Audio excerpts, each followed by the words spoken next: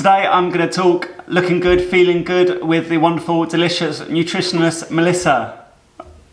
Hi everybody, thank you for having me on.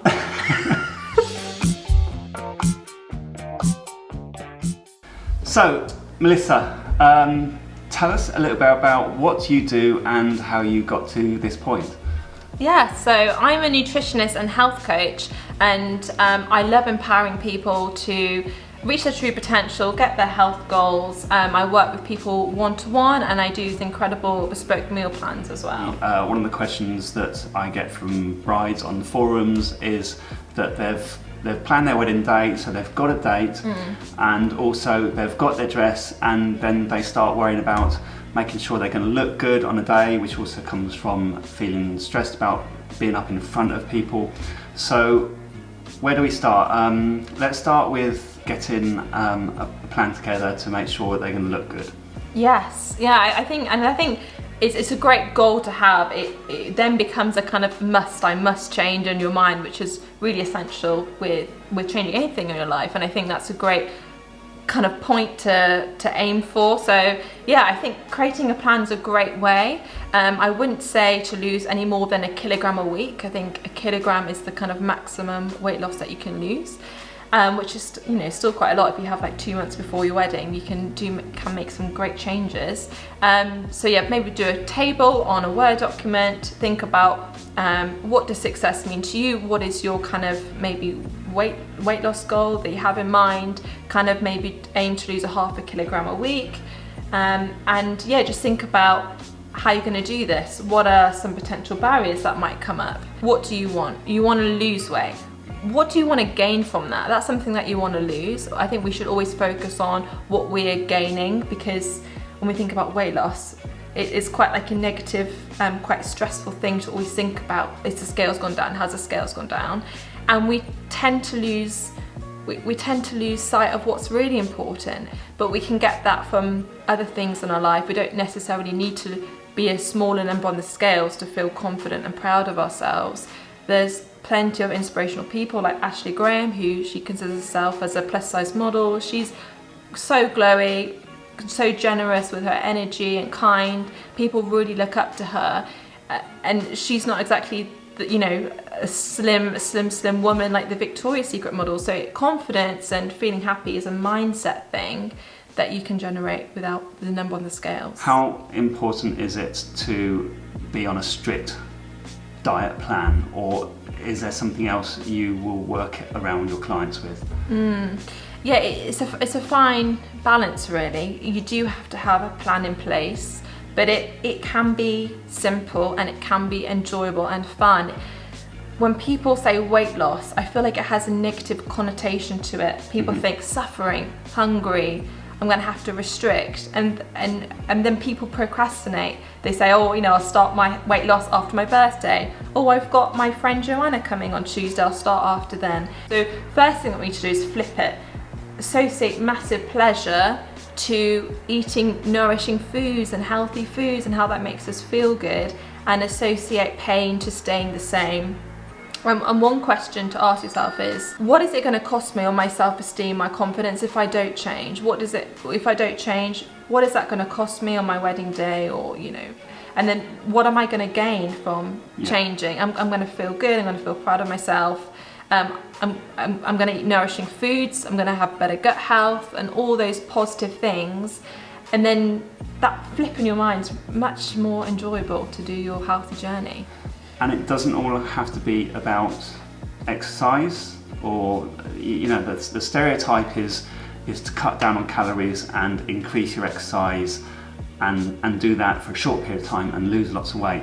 But I think actually to make yourself feel good about what you're doing and changing your mindset is getting a bigger plan, isn't it? And it's not just healthy food, it's about what you want to get out of it and the small changes to achieve that. You're going to stop eating the rubbish and go for something which is more enjoyable. Is that true? Yeah, it is true. And I think, focusing on what we can eat rather than what we can't eat, because again, your mind's going to be focusing on what you can't, and then we're going to want it more. So give yourself unconditional permission to eat what you want, but have a plan in place, healthy recipes.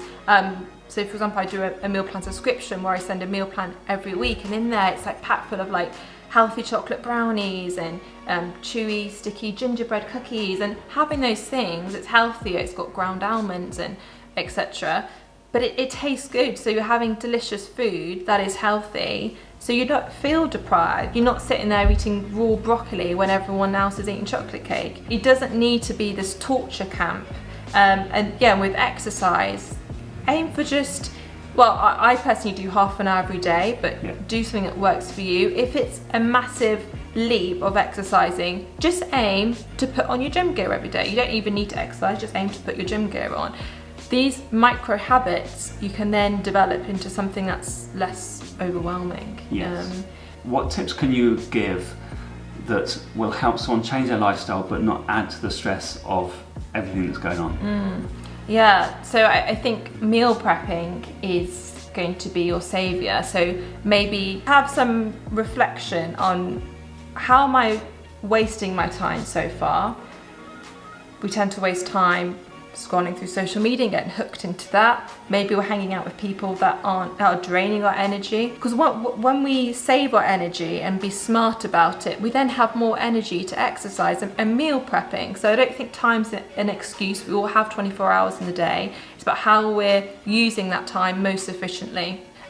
So yeah, maybe spend Sunday meal prepping, freezing batches, so when you are coming back from work and you're tired, you can just take out a lentil dal from the freezer or a soup, and you've got something healthy, and you've got a strategy in place, so you're not tempted to order Domino's because you've put in the work. And it does take time, but remember, as you start eating more nutritious food and your stomach shrinks, you're going to start feeling good. You're not gonna, so I've been on my own weight loss journey, and now I don't crave double cheeseburgers because all that heavy protein inside me. I'm craving more, more nourishing foods. So meal prepping doesn't just have to be doing a big meal prep during the weekend. I guess it can be, I meal prep in the way that when I'm going shopping, I buy 4 or 5 meals at a time.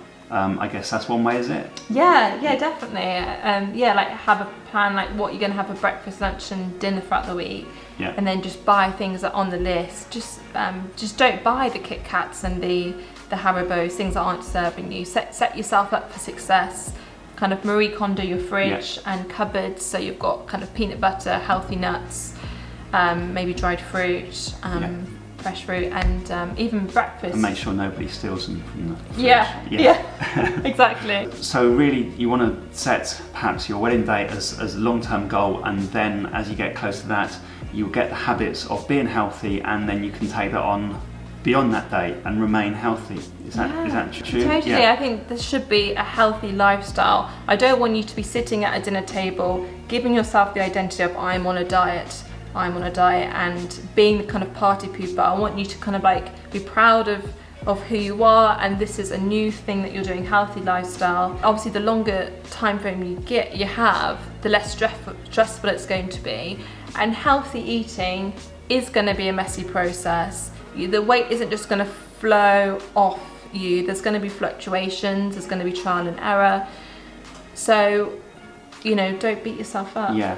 And so if you've got a client of yours, the ideal situation is to start with that goal and work all the way through it to build up your self-esteem, your confidence, so when you get to that day, you're going to feel fantastic and look fantastic. Yeah, definitely. I do a lot of, so I'm a neuro-linguistic programming practitioner, which means that I have the tools to get you to be a success, basically. So I do a lot with the mindset, as well as kind of evidence-based nutrition and giving the kind of meal plans. I have like a bridal package, which is all about feeling glowy and confident and being the best version of you and whatever you want to achieve, really.